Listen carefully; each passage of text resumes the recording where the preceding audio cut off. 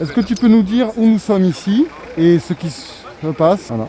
Alors, on est à Gramat dans le Lot, on est devant la Poste. On est en grève, nous facteurs, on est 11 à être en grève depuis le jeudi 27 mai. 11e jour, donc sur ces 11e jours, est-ce qu'il y a des points qui avancent? Comment réagit la direction de la Poste à cette grève?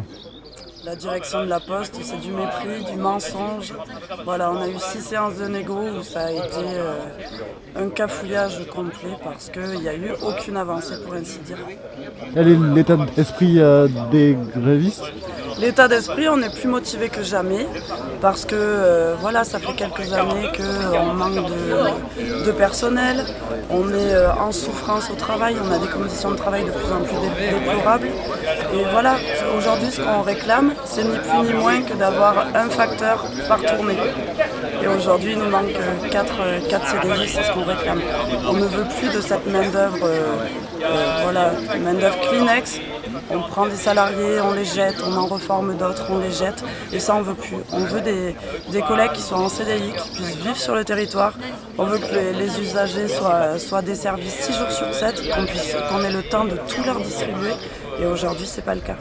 Et aujourd'hui, la Poste donc ne met pas les moyens pour répondre à leur mission de service public?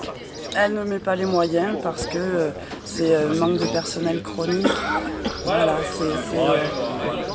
c'est une souffrance. On est dans un état d'esprit tellement qu'on a morflé. Aujourd'hui, on est tous là à dire on va gagner, quoi. On lâchera pas maintenant parce que maintenant ça fait 9 jours qu'on perd du salaire et que voilà, la Poste qui dégage plus de 2 milliards de bénéfices, elle a les moyens de nous mettre 4 CDI. Et tant qu'on n'aura pas ça, on ne lâchera pas. Et j'ai cru voir dans les revendications qu'il y a aussi des besoins matériels. Des besoins matériels, ma collègue elle peut en témoigner. Oui, moi personnellement j'ai une voiture électrique ainsi qu'un autre de mes collègues.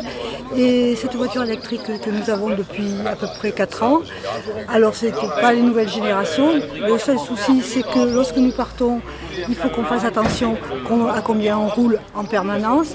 Où est-ce qu'on va aller? Parce que si mettons il pleut, qu'il y ait du brouillard, on ne peut pas mettre les essuie-glaces, il faut choisir les essuie-glaces, le chauffage pour la buée, ou sinon on ne peut pas passer partout.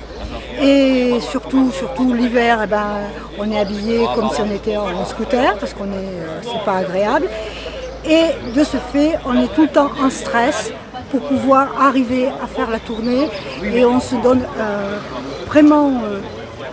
on veut absolument que tout le monde soit desservi le jour même, plutôt que d'être obligé de se dire je n'irai pas, ce client il est à 1 kilomètre, je n'irai pas aujourd'hui, parce que tout simplement je n'ai pas l'énergie pour aller jusque chez ce client. Donc il faut qu'on choisisse les clients qui vont être servis ce jour-là, à cause de la voiture qui n'est pas adaptée à nos conditions de travail. Donc ça nous fatigue. Très bien. Et ça fait longtemps que nous le demandons.